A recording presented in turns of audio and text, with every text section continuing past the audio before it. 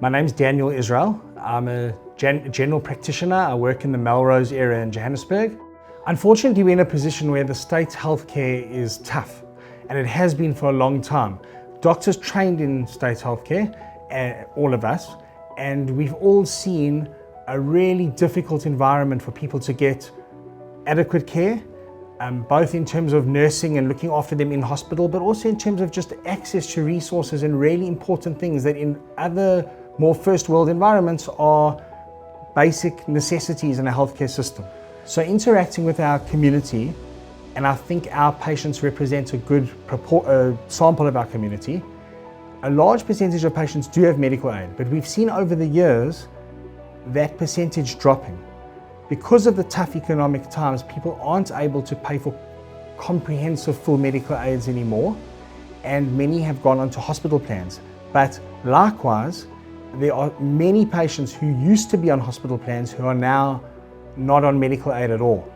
And we see a good percentage of patients coming in every day who have no medical aid whatsoever. So are really completely dependent on the public healthcare system. I think there's an ongoing ask of community doctors to step in beyond the business of medicine and really help people in need. And I'm not alone, certainly take pleasure in reaching out and helping people who come to us who really just need that help to find a place to go to deal with their medical concerns. On a daily basis, we deal with patients who come into our rooms, and we do what we can to try and treat them or get them treated at little or minimal cost to them. At least try and find the money to cover a hospital plan. Because if you have a hospital plan, at least you're covered if things get really bad. The problem is that the subscriptions to hospital plans are often beyond their reach. I really believe healthcare is a right that every South African should have, decent healthcare. We're not in a position as a community where we can reach out to the whole of South Africa and improve the whole healthcare system, but we certainly can start with our own.